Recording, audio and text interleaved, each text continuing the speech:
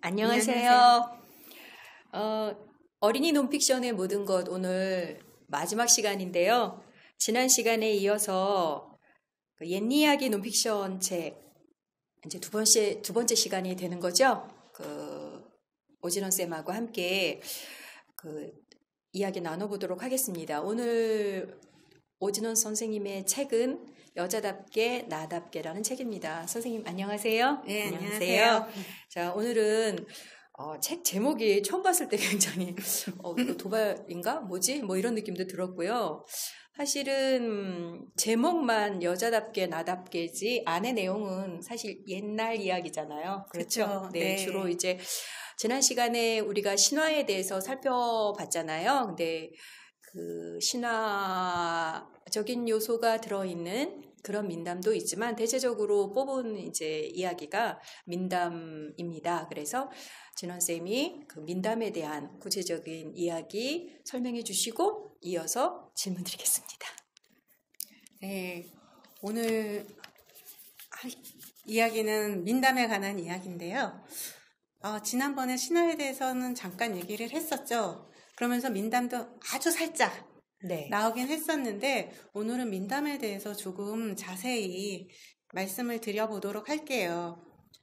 그 민담의 가장 큰 특징이라면은 민간에서 일반 백성들이 입에서 입으로 전하던 이야기라는 거.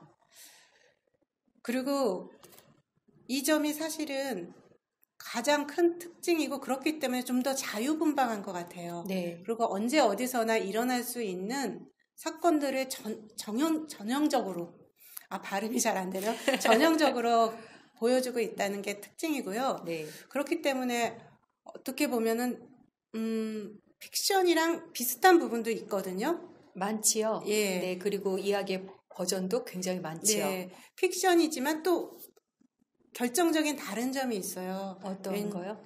왜냐하면 픽션은 굉장히 구체적인 시대적인 배경이 있고 그렇죠. 공간이 있고 그리고 그 사람의 개인적인 것도 굉장히 아주 구체적으로 나오잖아요. 네, 맞아요. 하지만 민담에서는 그렇지가 않죠. 두루뭉실하죠. 네. 바보가 있었다라든가 옛날 시대도 그렇죠. 그렇고 옛날 네. 어느 마을에 네. 한 사람이 살았는데 네, 그래서 아이들이 옛날에를 시작하면 허구구나 이렇게 생각하고 듣기 시작한다는 거예요. 그렇죠.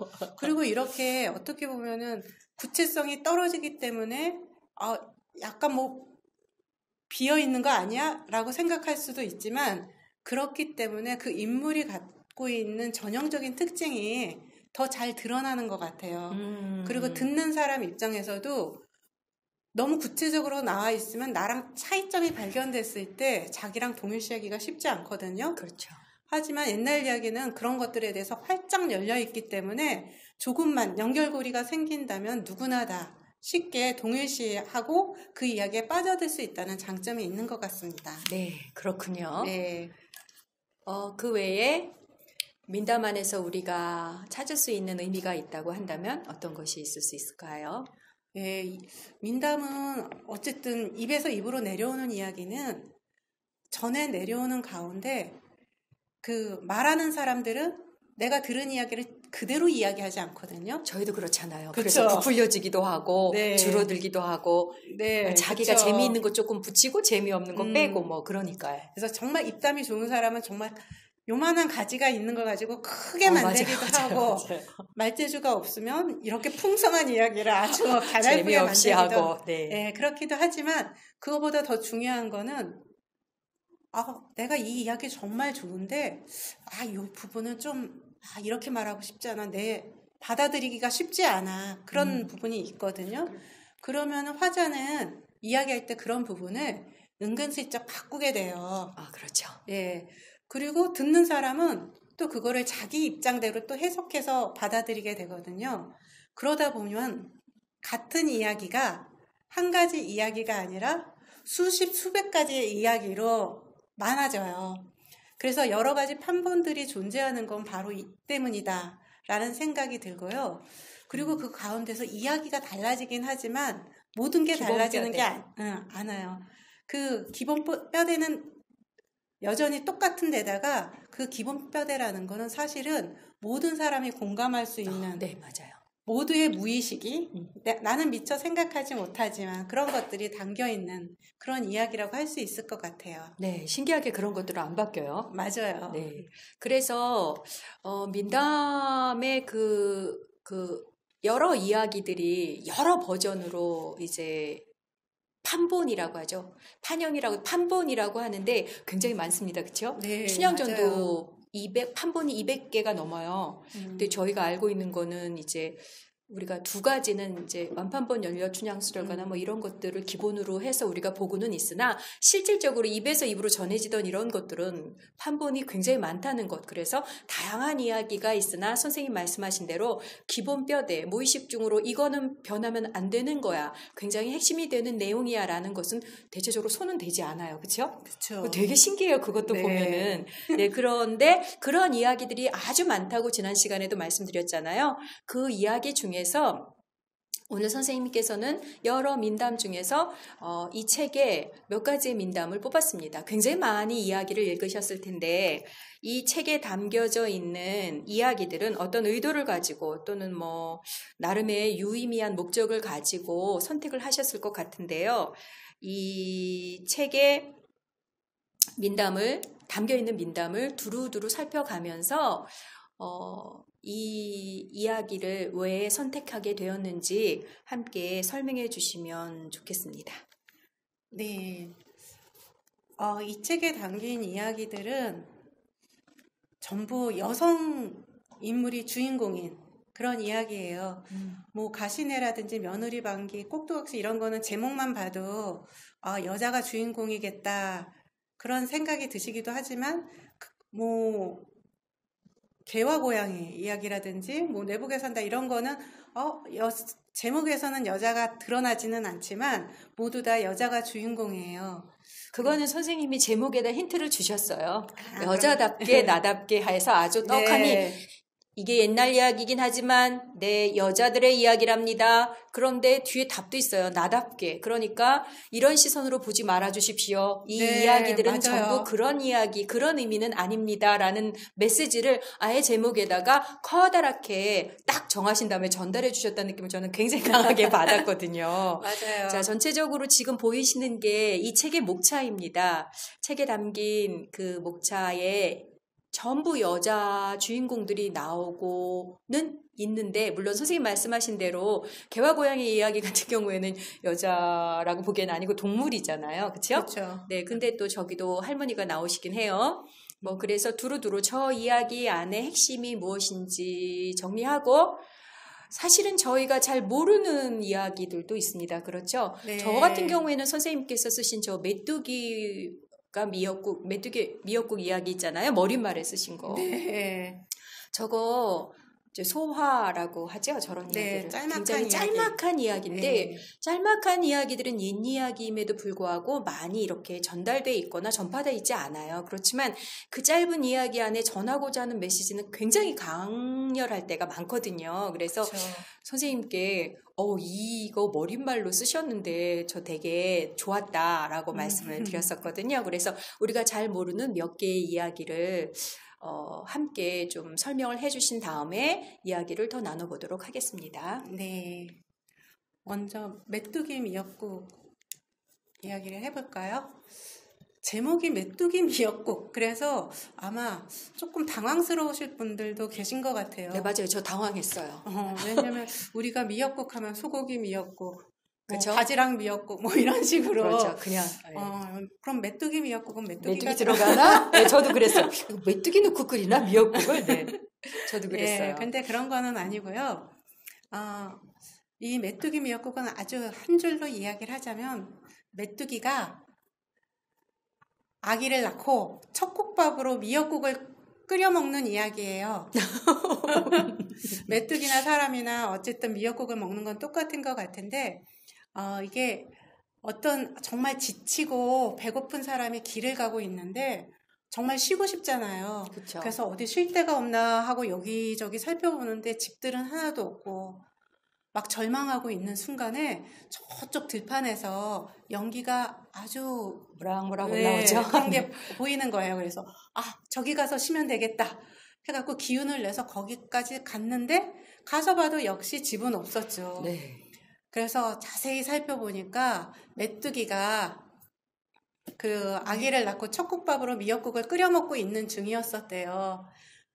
그래서 염치는 없지만 그래도 제가 너무나 지치고 배고파서 그럽니다 했더니 메뚜기가 미안할 필요 없습니다 하면서 미역국도 주고 잠잘 곳도 마련해주고 그렇게 했다는 이야기예요. 근데 이것을 머릿말 대신해서 선생님께서 책에 넣으셨잖아요. 네. 분명히 뭔가 전하려고 하는 의도가 있었을 거란 생각이 들었거든요. 물론 선생님 설명도 있지만 네. 보다 조금 구체적으로 설명을 해주신다면.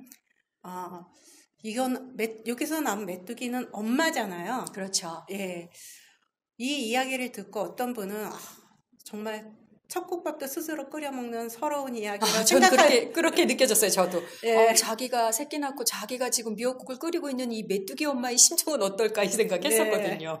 네, 그렇게 해서 안 좋게 받아들일 수도 있지만 저는 아이를 낳고 좀 달라진 게 아이한테는 최소한 내가 어렸을 때 여자로서 겪었던 그런 서러움이나 그런 것들을 좀 주고 싶지 않았어요.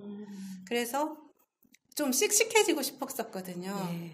근데 메뚜기 엄마는 자기가 힘들지만 배고프고 지친 사람한테 자리를 내어줄 수 있는 그런 좀 너그러움도 있고. 네, 그런 여유도 가지고 계신 분이셨어요. 그래서 네, 저는 저분이 그 지치고 배고픈 사람이 길을 떠나고 나서 저는 달라졌을 거라고 생각을 드는 거예요. 물론 안 그랬을 수도 있지만 그런 뭔가 분명 느끼는 것이 있었을 테고 그런 사람들이 하나둘 늘어나면 세상은 좀 달라지지 않을까? 그리고 그게 엄마로서 자식에게 물려줄 수 있는 새로운 세상이 될 수도 있지 않을까? 그런 생각을 하면서 앞으로 세상은 좀 우리 때는 사실 여자들이 살기가 조금 힘들었잖아요. 많이 힘들었죠. 네. 그래서 제가 딸아이를 갖고 있기 때문에 그 딸아이만큼은 좀 다른 세상에서, 달라진 세상에서 잘할 수 있도록 내가 노력하겠다. 그리고 용기를 내겠다. 좀 그런 각오로 쓰게 됐던 것 같아요. 듣고 나니까 되게 뭉클하네요. 저도 비슷한 생각하면서 살았고 지금도 그렇게 살고 있거든요. 그래서 메뚜기 미역국이라는 저 소화 안에 작가님의 이런 의미가 담겨 있답니다. 읽으시면서 다시 기억해 주시면 고맙겠습니다. 자, 그 다음 두 번째로 이제 잘 알려져 있지 않은 이야기. 이제 꼭두각시입니다. 왠지 어디선가 이거 나 들은 것 같은데 그런데 우리가 구분을 해야 될 게 있죠. 꼭두와 꼭두각시는 좀 다르죠. 그래서 오늘 이 책의 소재로 쓰인 이야기는 꼭두각시입니다. 그래서 선생님께서 꼭두각시에 대한 이야기를 들려드릴 겁니다. 네, 꼭두각시 하면은 정말 저기 배경화면으로 있는 것이 남사당 꼭두각시 노름이라고. 맞아요. 저기도 꼭두각시가 등장을 해요. 그래서 저기 사람이 손을 넣어서 이렇게 움직이는 거잖아요. 그래서 원래는 저 꼭두각시 노름에서 만들어진 인형을 보고 꼭두각시라고 얘기를 했었대요.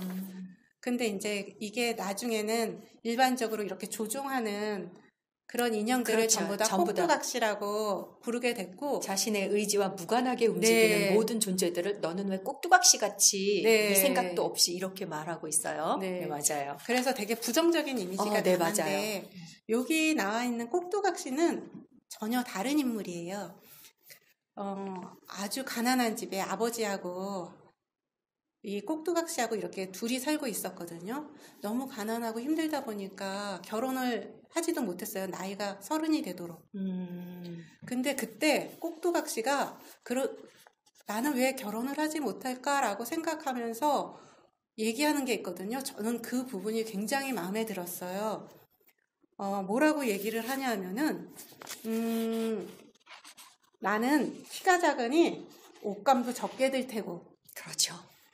발이 크니 바람 부는 날 넘어질 일도 없을 테고, 그리고 손가락이 짧으니 아주 부지런할 테고, 입이 조그마하니 불도 잘 불 테고, 코가 넓적하고 귀는 쪽박이니 잘 살 테고, 이렇게 얘기를 해요. 엄청 어찌 보면은, 자기의 핸디캡? 내지는 좀 그쵸. 나쁘게 볼 수 있는 부분들인데, 그걸 전부 지금 긍정적인 표현으로 이야기를 하고 맞아요. 있잖아요. 이런 마음가짐이 갖기가 쉬운 건 아니잖아요. 그렇죠.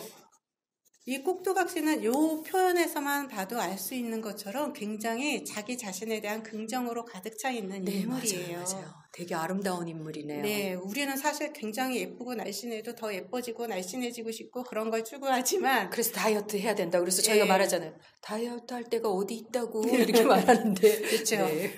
네. 그리고 이제 아버지가 돌아가시고 나서 중간에 이제 그래서 혼담이 딱 한 군데서 왔었어요. 근데 날짜가 되도록 그 신랑감이 오지를 않는 거예요. 분명히 혼담은 있었는데. 그리고 그 혼담 준비도 꼭두각시가 씩씩하게 혼자서 잘 해놓잖아요. 그죠? 네. 근데 아버지가 돌아가시고 나서 이제 고민을 하는 거예요. 계속 혼자 살 수는 없고. 그래서 용감하게 신랑 집을 찾아갑니다. 근데 그 당시로서는 상상도 할 수 없는 그쵸. 일이. 상상도 할 수 없는 일이죠. 네. 네.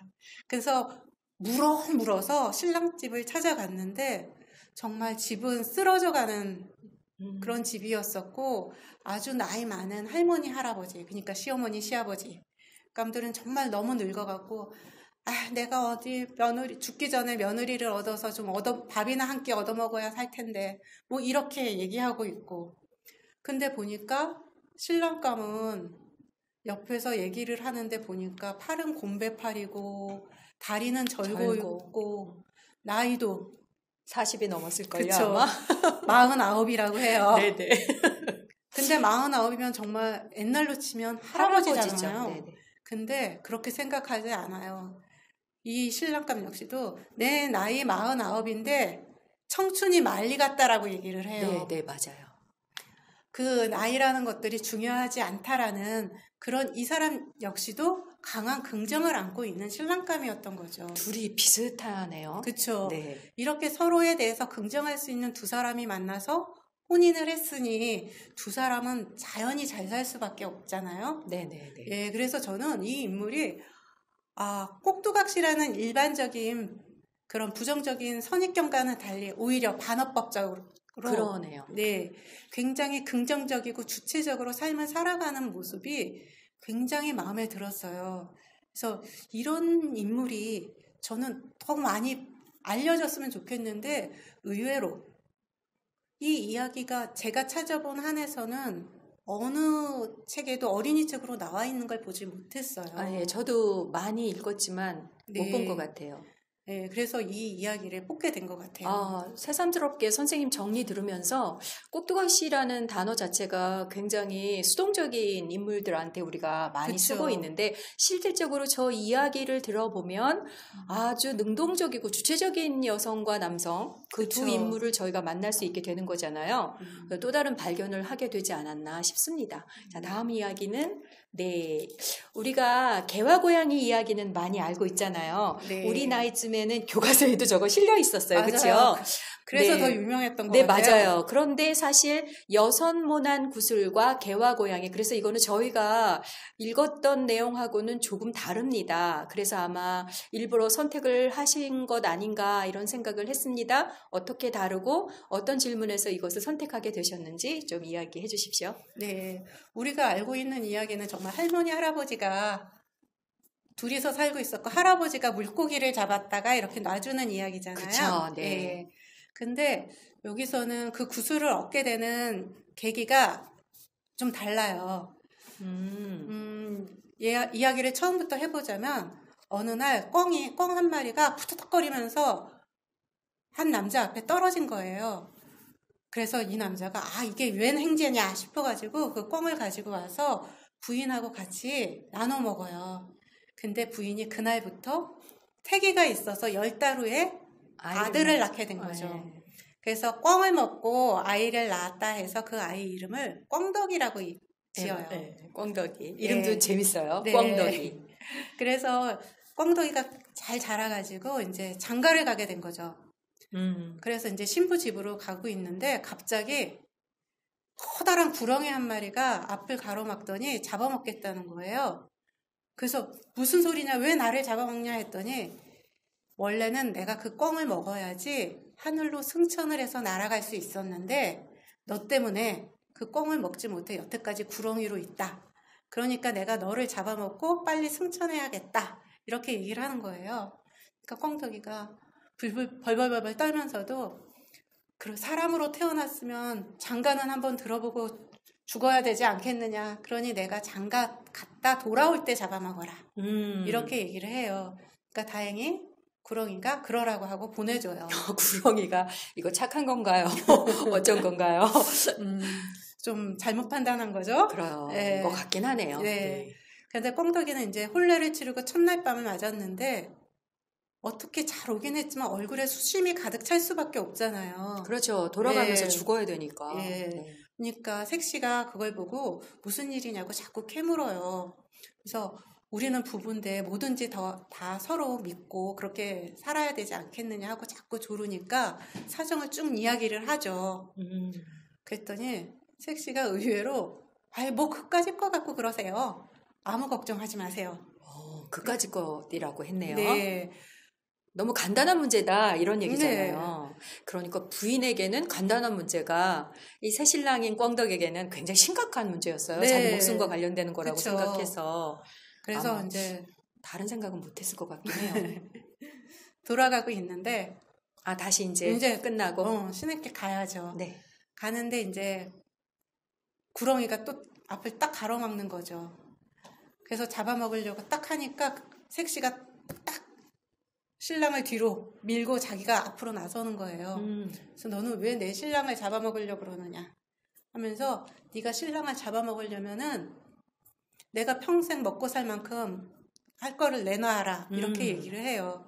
그랬더니 구렁이가 입에서 뭔가를 딱 뱉어갖고 그 여자에게 주는데 보니까 그게 여섯모난 구슬이었어요. 네. 그러면서 설명을 해주죠. 그 여섯 모마다 전부 이제 첫 번째 모를 두드리면서 쌀 나오라 하면 쌀이 나오고, 두 번째 모는 돈 나오라 하면 돈이 나오고, 세 번째 모는 옷 나오라 하면 옷 나오고, 네 번째는 집 나와라 그럼 집 나오고, 다섯 번째는 살림살이 나와라 하면 살림살이가 나오는 거래요. 완전 도깨비 방망이 같은 거네요. 그쵸. 근데 여섯모잖아요. 그쵸. 근데 여섯모째는 얘기를 안 해주는 거예요. 그러니까 색시가 야, 여섯모 마지막 얘기해주지 않을 거면은 잡아먹을 수 없다. 막 그렇게 강력하게 얘기를 해요. 뭔가 여섯모는 두들겼을 때 앞에 것하고는 다른 이야기라 감추고 싶었나 봐요. 그쵸. 그런 느낌이 들어요. 옛날 얘기니까. 예. 그러니까 구렁이가 망설이다가 할 수 없이 얘기를 하죠. 꿩덕이를 잡아먹을 생각에. 그렇죠. 네. 여섯모는 정말 보기 싫은 사람 앞에 대고 죽어라 하면 죽는. 어떡해요. 그 말을 듣자마자 색시가 어떻게 했겠어요? 여섯모 두드리고 너 죽어 이렇게 얘기했겠죠. 그렇죠. 그래서 그 바람에 구렁이는 그 자리에서 죽어요. 근데 구렁이가 죽었는데 이거 웃으면 안 되는데 왠지 슬프면서도 뭔가 통쾌한 느낌도 있고 좀 그러네요. 네, 그렇죠. 참. 구렁이한테 참 안 된 일이지만 어찌됐건 덕분에 그 꿩덕이와 색시는 그 여섯모난 구슬을 갖게 돼요. 그래서 그 구슬의 주인이 할머니, 할아버지가 아니라 두 사람인 거죠. 젊은 부부였네요. 네. 옛 이야기랑, 우리가 알고 있는 이야기랑 그 부분에서 많이 다르네요. 그죠? 네. 네.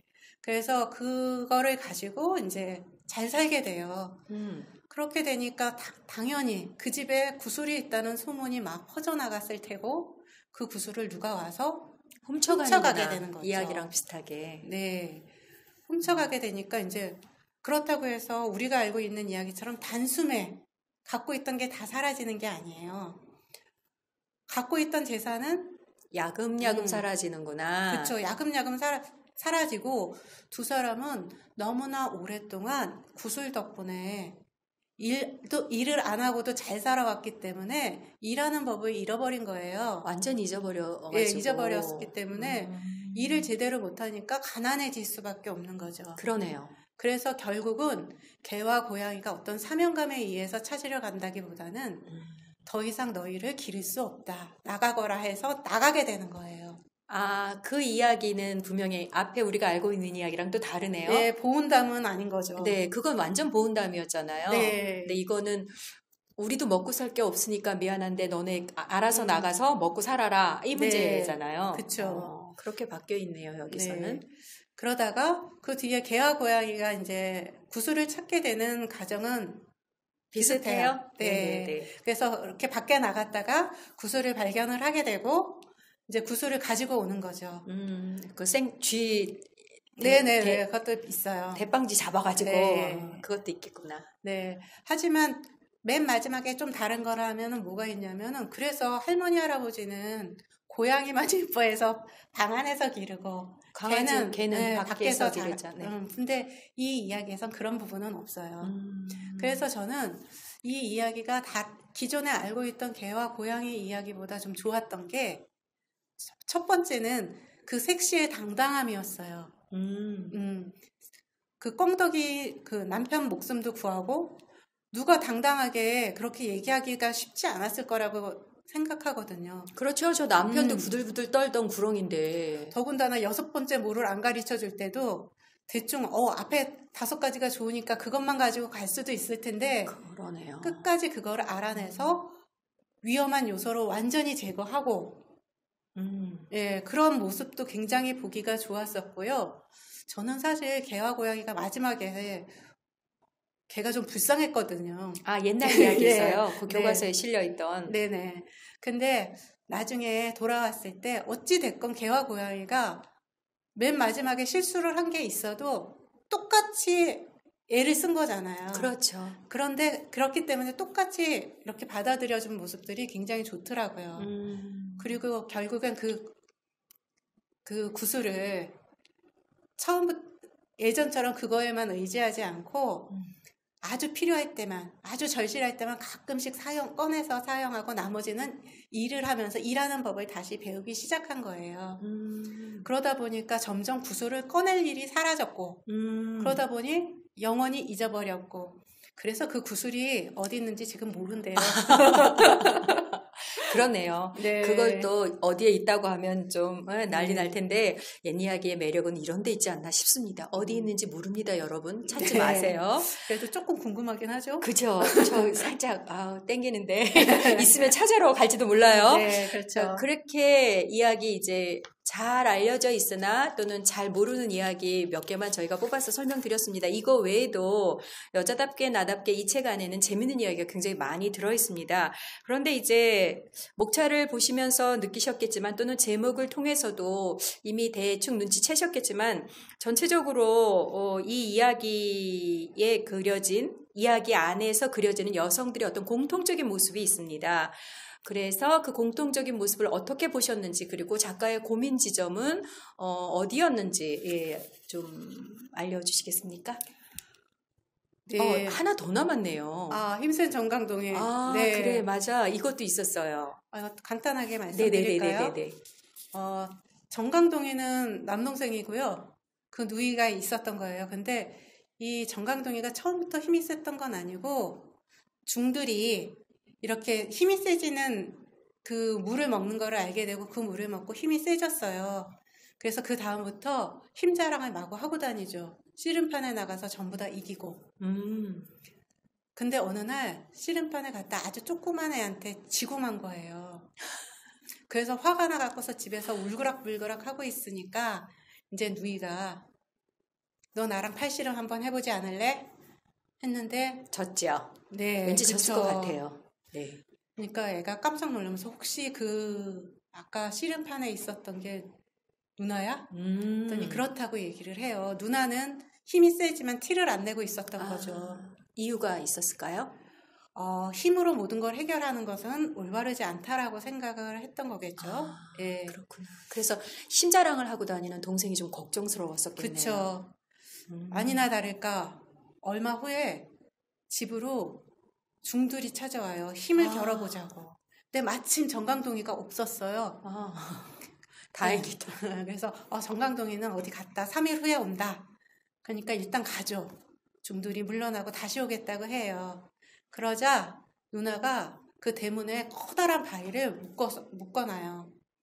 그러니까 중들이 그 약속한 날 딱 와갖고 그걸 보고서 이거 뭐냐 하고 묻죠.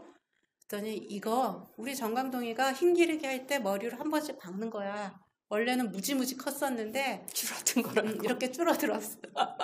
머리로 깨서 네, 되게 재밌네요.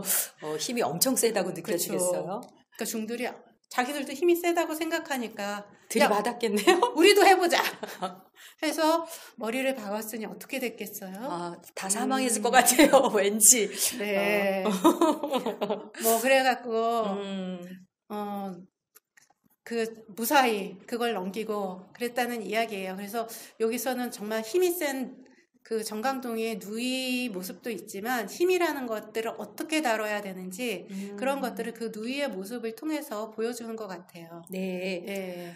이 이야기 빼먹고 갈 뻔했어요. 자, 네. 아까 질문에 대한 답을 지금 듣도록 하겠습니다. 전체적으로 보시면 여전히 여인들의 이야기, 여성들의 이야기가 주가 된다는 거 아시겠죠? 그래서 작가님의 그 고민 지점 그리고 공통적인 어떤 여성들을 그리는 방식 뭐 이런 것에 대해서 들어보도록 할게요. 예, 보통 옛이야기 속 여성 하면은 지난 시간에도 말씀드렸지만 되게 부정적인 경우들이 많아요. 뭐 예를 들어 며느리 반기다 그러면 반기도 함부로 못 끼고 문제가 있다 생각하면 내쫓기기도 하고. 그렇죠. 예. 근데 이제 이런 것도 보면은 사실은 옛날이라고 해서 함부로 그렇게 내쫓을 수는 없었거든요. 네네. 우리가 흔히 칠거지약이라고 하잖아요. 오랜만에 들어보네요. 네, 칠거지약. 요새는 그런 말은 없지만. 네네. 근데 그 칠거지약 중에서도 조선시대 말기에는 또 아들을 낳지 못하거나 뭐 질투하고 뭐 그런 것들은 그 7가지 중에서 빠졌다고 해요. 그래서 5거만 남았었다고 하거든요. 그런 거를 보면은 사실은 그렇게 며느리한테 함부로 내쫓거나 그러는 거는 아니었었던 것 같아요. 그리고 이 방기라는 것도 그 며느리 쫓겨가는 와중에서도 얘기를 하잖아요. 제가 저 배 따드릴까요? 맞아요. 그래서 따주고. 예, 그런 호탕함 그런 것들을 알기 때문에 정말 어떻게 보면은 쫓겨나는 모습처럼 그려졌지만 실은 그 며느리가 갖고 있는 힘을 미처 보지 못했었던 거를 깨닫고 보여주는 역할을 하죠. 대신 다시 자기가 잘못했다는 걸 깨닫고 다시 데리고 가게 되잖아요. 네네, 맞아요. 그런 모습 속에서 우리가 생각하는 그런 여성의 모습은 없다. 네, 그런 생각이 들고요. 그리고 우렁각시도 마찬가지예요. 사실 우렁각시가 저는 제일 답답한 이야기 중에 하나인데 왜요? 사람들이 특히 남자들이 그런 말 많이 하잖아요. 어디 우렁각시 하나 없나? 그쵸. 그렇게 얘기하죠. 네. 그야말로 자기가 없을 때 딱 남자가 필요한 일만 딱 해주고 사라지는 존재. 네, 맞아요. 근데 잘못 읽고 있는 거잖아요. 그렇죠. 네. 그래서 그런 사람들한테 제가 우렁각시 이야기를 해보라고 몇 번 했었거든요. 직접 어떤 이야기인지. 예, 다 몰라요. 네. 기억하고 있는 건 오로지 일을 밥상 해주고 차려. 사라지는 그 장면만 기억하고 있거든요. 근데 사실 우렁각시가 그런 존재는 아니거든요. 그 신랑감을 찾을 때도 본인의 기준. 나랑 같이 살지라고 먼저 제안하는 게 우렁각시예요. 그러니까 우렁각시는 어떻게 보면은 스스로 자기 신랑감을 선택한 거죠. 그쵸. 네. 선택한 그런 사람이고 나중에 신랑이 잘못을 저질러서 위기에 처하자 그때도 역시 해결 방법이나 그런 것들도 알려주고. 네, 맞아요. 예, 굉장히 진취적이고 지혜로운 여성이라는 거. 그리고 악독한 계모의 이야기가 굉장히 많이 나오는데 이거는 동서양을 막론하고 그쵸. 모든 어린이 책이나 옛날 얘기 안에 진짜 단골 메뉴로 등장하는 소재예요. 예. 진짜 그런가 싶을 정도 의심이 생기지 않을 정도로 많아요. 그쵸. 그래서 모든 계모는 사악하고 악독하고 못됐다 뭐 이런 공식이 성립돼 있어서 여전히 편견 가득한 시선으로 새로운 엄마를 보는 네. 그런 습관들이 있기는 해요. 예. 그래서 이게 진짜 자기 처지가 계모이거나 그런 사람들한테 굉장히 상처가 되는 그렇죠. 그런 이야기이기는 한데요.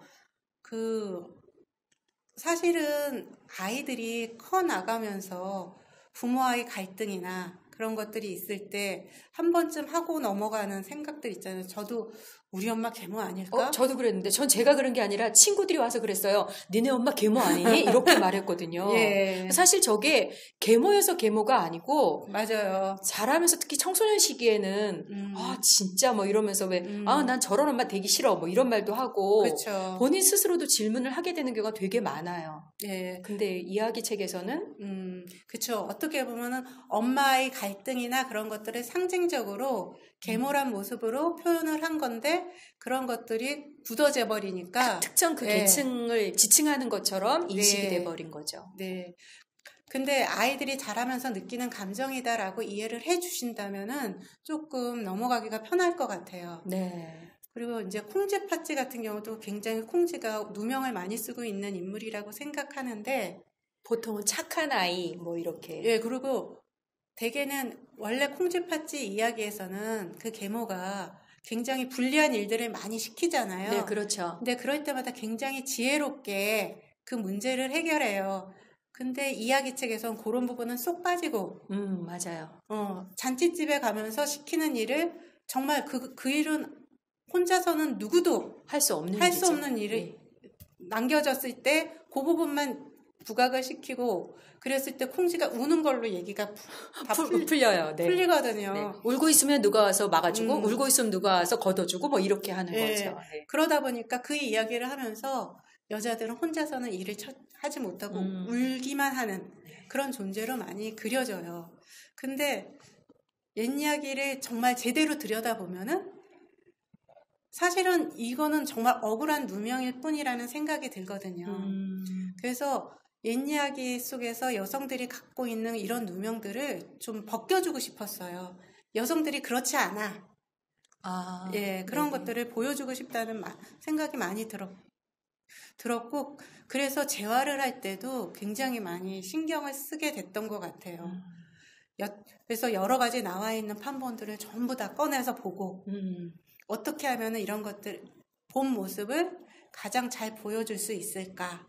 그런 것들에 대해서 고민을 하면서 썼던 것 같아요.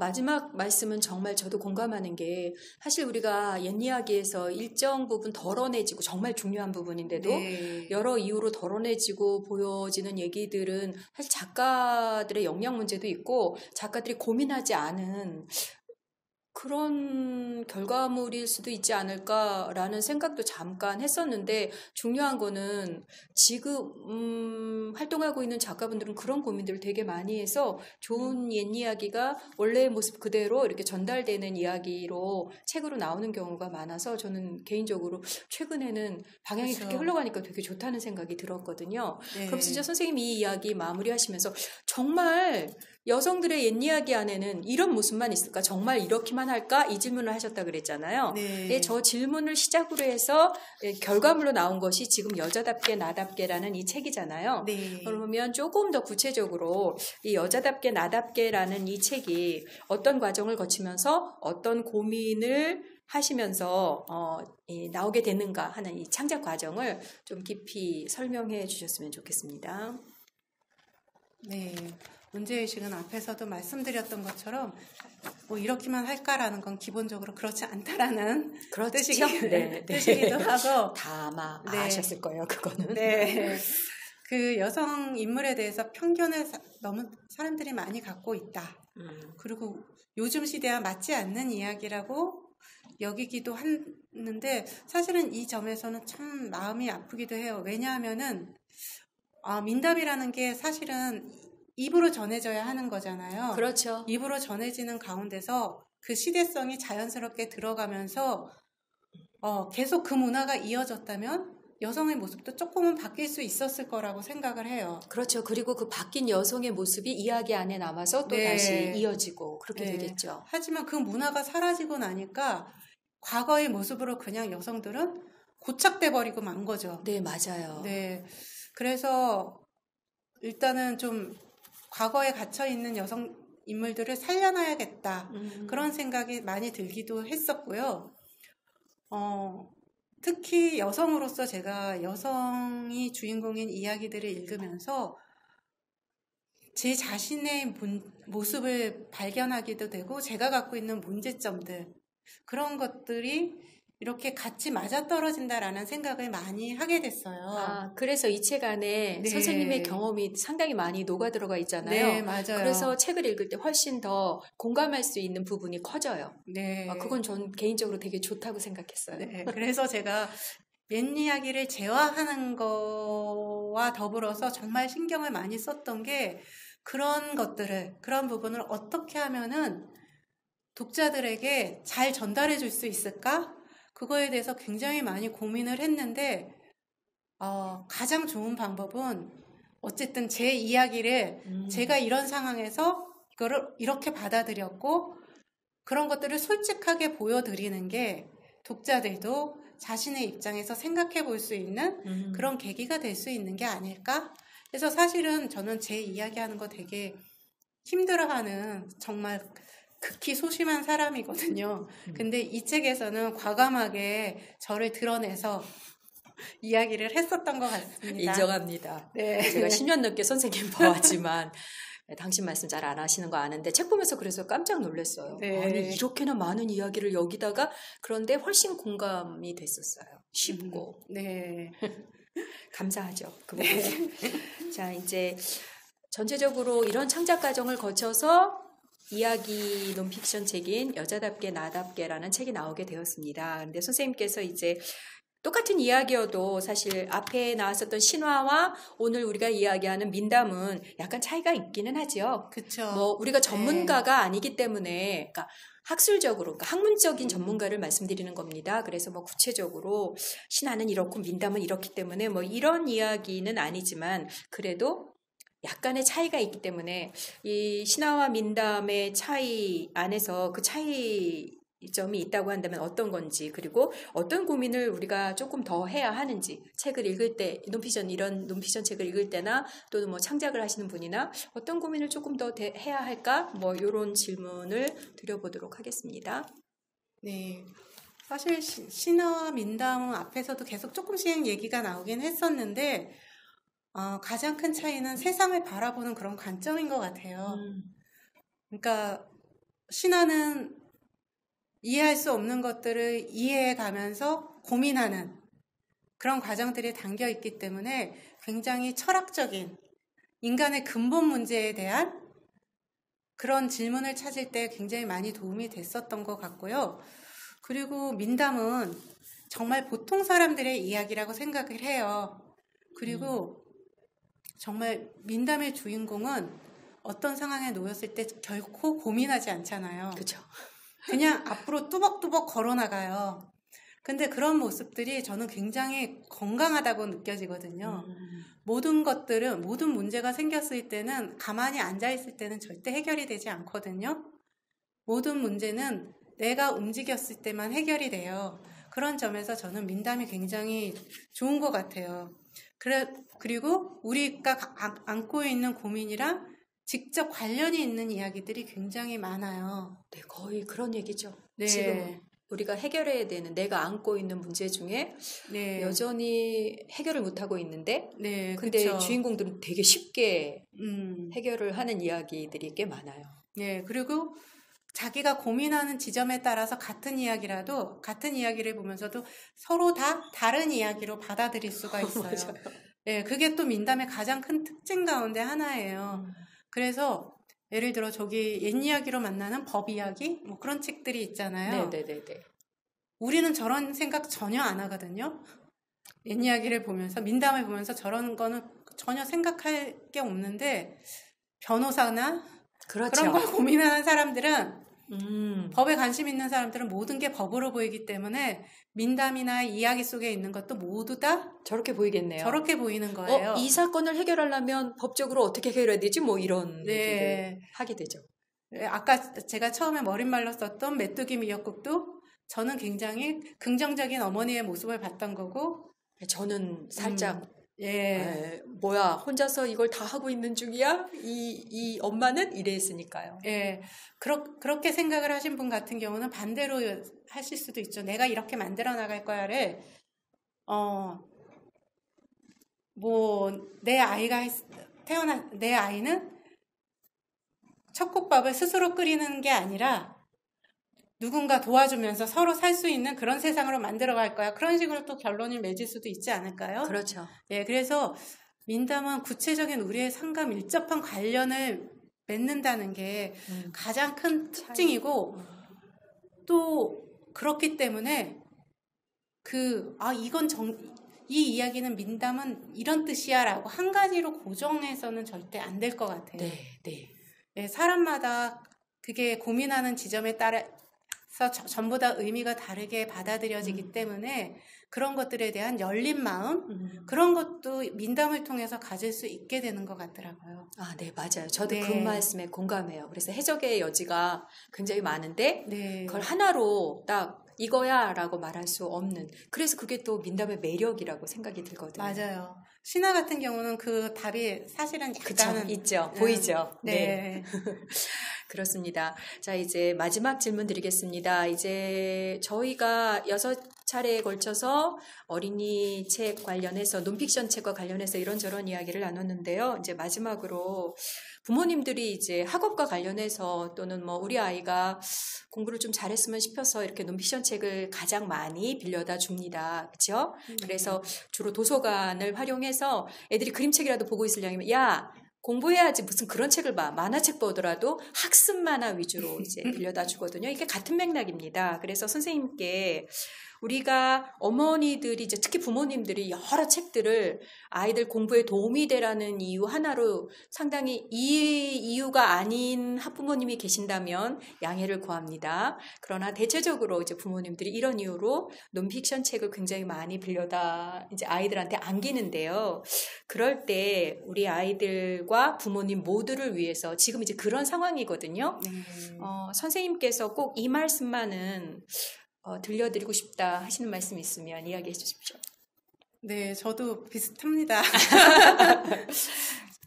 논픽션 책을 단순한 지식정보 책으로 여기지 않으셨으면 좋겠다라는 게 가장 핵심인 것 같고요. 논픽션이라는 거는 저는 단순한 지식책이 아니라 어떤 하나의 지식이나 정보를 통해서 세상을 바라볼 수 있게 해주고 생각의 씨앗을 던져주는 그런 책이 좋은 논픽션 책이라고 생각을 해요. 그래서 그 책 어린이 어른이란 책을 쓴 폴 아자르가 논픽션에 대해서 한 말이 있는데 저는 이 말이 굉장히 마음에 들더라고요. 뭐라고 했냐면, 어린이의 마음을 마구 눌러버릴 만큼 많은 재료로 꽉 채운 책이 아니고 마음속에 하나의 씨앗이 떨어져 그 씨앗이 안에서 커가는 지식의 책을 사랑한다. 이렇게 말을 했어요. 근데 저도 정말 이 말에 전적으로 동의하거든요. 설사 그 책에 정보가 아주 사소한 하나가 있다고 하더라도 그게 아이한테 마음에 정말 깊은 감동을 줘가지고, 이거에 대해서 더 찾아보고 싶어. 이 세상이 이렇구나 라는 생각이 들었을 때 아이들이 스스로 책을 보고 계속 앞으로 나아가게 되잖아요. 그렇다면 그게 정말 하나밖에 없는, 정보가 없는 책이라 해도 정보로 가득 찬 책보다 훨씬 좋은 책인 거죠. 정보로 그냥 꽉 채웠지만 그런 여지가 없는 책은 사실은 논픽션 책이라기보다는 그냥 참고서라고 할 수 있는 것 같고요. 그래서 두 가지를 좀 구분해서 생각하셨으면 좋겠고, 논픽션 책은 아이들이 끊임없이 진짜 호기심을 가지고 스스로 세상을 보고 그걸 해결해 나갈 수 있는 능력을 키울 수 있게 하는 책이라는 생각으로 보셨으면 좋겠습니다. 네, 감사합니다. 그래서 지나치게 너무 많은 논픽션 책을 아이들한테 안기지 않으셨으면 하는 바람도 있고요. 그러고 싶으시다면 부모님들께서 먼저 그 책을 함께 먼저 보시고 함께 이야기를 나누는 시간도 같이 가지셨으면 하는 바람이고요. 마지막으로 모든 논픽션 책은 우리 아이들에게 화면에 있는 대로 생각의 씨앗을 찾아주는 그런 역할을 하는 책이라고 생각하시면 좋겠습니다.